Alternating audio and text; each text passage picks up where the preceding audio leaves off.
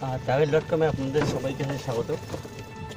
এই মুহূর্তে আমি দেবু এবং আমার সঙ্গে আমাদের সহযোগী বন্ধু সৌম্য রয়েছে।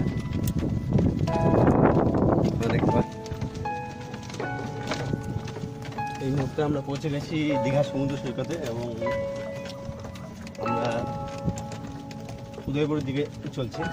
উদয়পুর তো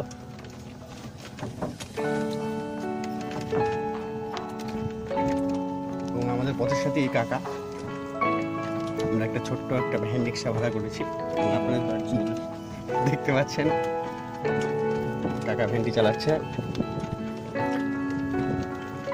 এবং আমরা দুজনে ভ্যানের মধ্যে বসে কাকা ভ্যান চালাচ্ছি।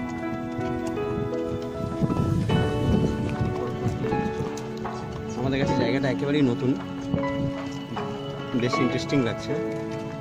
এই খোলামেলা রাস্তায় শুধু আমরা তিনজন।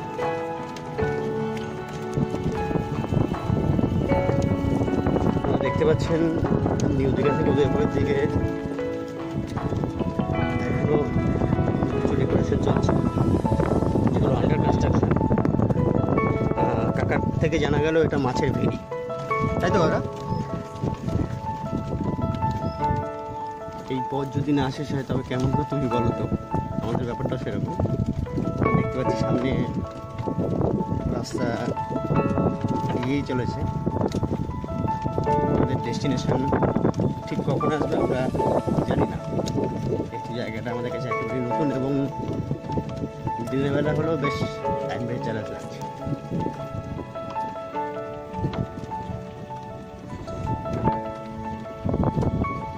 আপনারা দেখতে পাচ্ছেন দূরে সেই ঝাউ গাছগুলো, আর তার ওপারেই কিন্তু দীঘার সমুদ্র।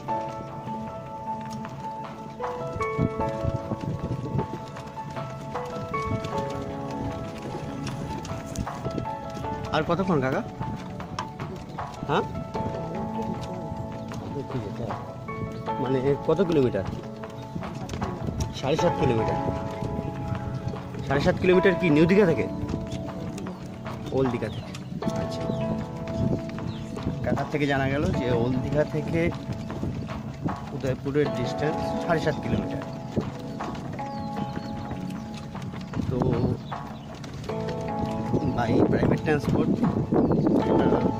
অ্যাপ্রক্স 10 মিনিটস জার্নি, বাট আমি যেহেতু কাকারই ভ্যানে যাচ্ছি আমাদের বেশ ভালোই টাইম লাগছে।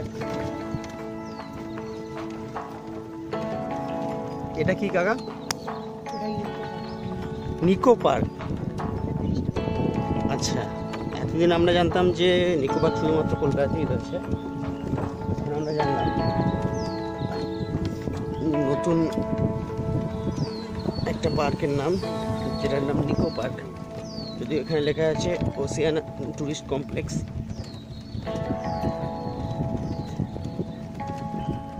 এই পার্কের টিকিট মাত্র 30 টাকা। আমাদের সামনে এখন একটা মেন রোড, যেখানে এসে আমরা উঠলাম। কাকা এই রোডের নাম কি?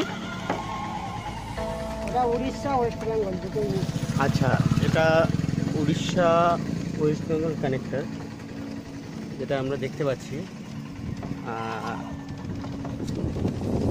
আপনারা যারা প্রাইভেট ট্রান্সপোর্ট ইউজ করবেন, যে রাস্তা দিয়ে এলাম দেখলেন ও নিউ দীঘা থেকে বাঁ দিকে, এবং তারপর কিন্তু এসে আবার বাঁ দিকে নিতে হবে। এই ডব্লিউবি উড়িষ্যা কানেক্টর যে রোডটি রয়েছে, আমরা দেখতে পাচ্ছেন খুবই ভালো একটা রাস্তা এবং সুন্দর হয়ে যায়।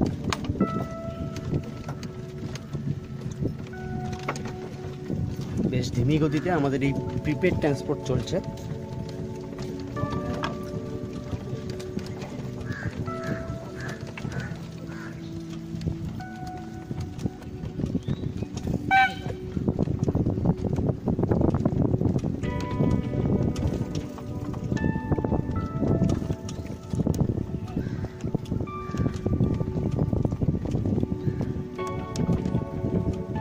এখান থেকে আমাদের হাঁটতে হবে, তাই তো?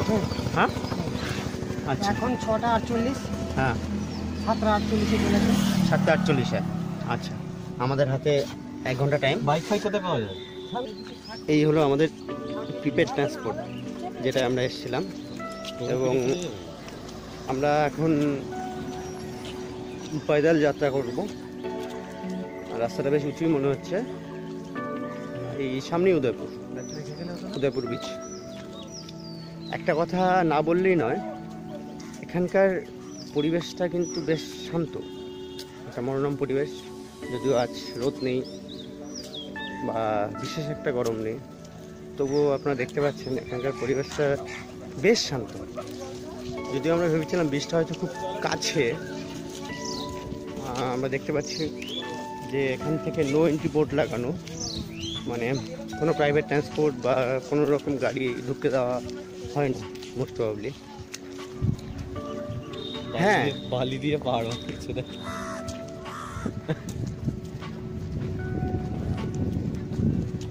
অ্যাট লাস্ট সামনে দেখতে পাচ্ছি আমরা, খুব বেশি ডিস্টেন্সও না, অ্যাপ্রক্স 200 মিটার্স, এবং সামনে কিন্তু আমরা দেখতে পাচ্ছি সমুদ্র।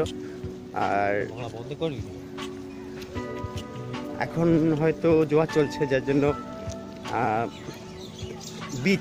বিচের যে মজাটা, মানে বিচে গিয়ে যে এনজয়মেন্টটা, ওটা হয়তো আমরা পাবো না। তবু আপনারা দেখতে পাচ্ছেন যত এগোচ্ছি সামনে সমুদ্র এগিয়ে আসছে আমাদের দিকে।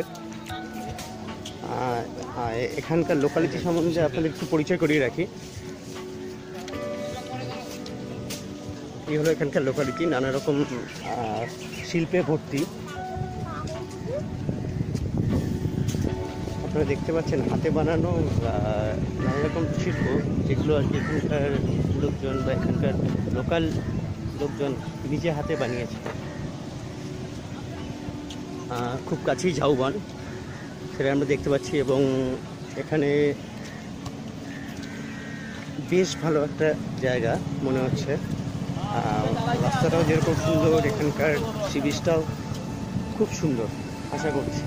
এবং দেখতে পাচ্ছেন রাস্তাটা কিন্তু সোজা এসে ডান দিকে ঘুরে গেছে, আর সামনেই সমুদ্র। হ্যাঁ, ঠিকই ধরেছিলাম, এখন জোয়ার চলছে। দেখতে পাচ্ছেন জল একদম কিন্তু তীরে এসে ছাপিয়ে পড়েছে। এখানে পাথরের একটা বাঁধ আপনারা দেখতে পাচ্ছেন, পাথরের একটা বাঁধ। সামুদ্রিক কিছু মাছ আমরা দেখছি, হতে পারে ইলিশ, কাঁকড়া আর পমফ্রেট। আমরা কিন্তু যতই দেখছি তত সমুদ্রের যে ঢেউ, এই ঢেউয়ের যে আওয়াজটা আরও বেড়ে চলেছে।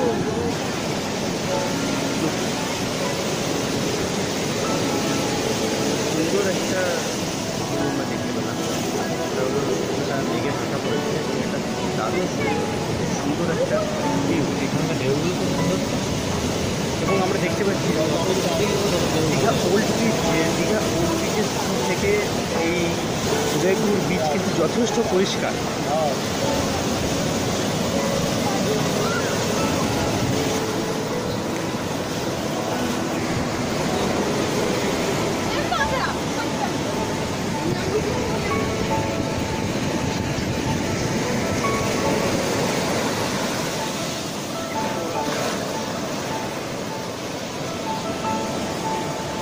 দেখতে পাচ্ছেন একটি ছোট্ট নৌকা, এটা হচ্ছে মাছ ধরার নৌকা। আর একটা জিনিস আপনারা লক্ষ্য করছেন কিনা জানি না, ওই যে বিচ দীঘার ওল্ড বিচের থেকে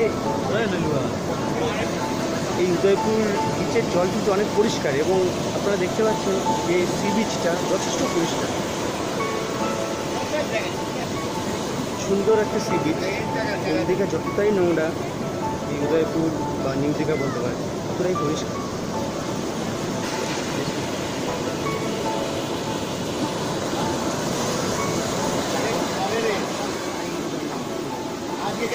আজকে ওখানেও হবে না, এখানকার জলটা কিন্তু যথেষ্ট পরিষ্কার লাগছে।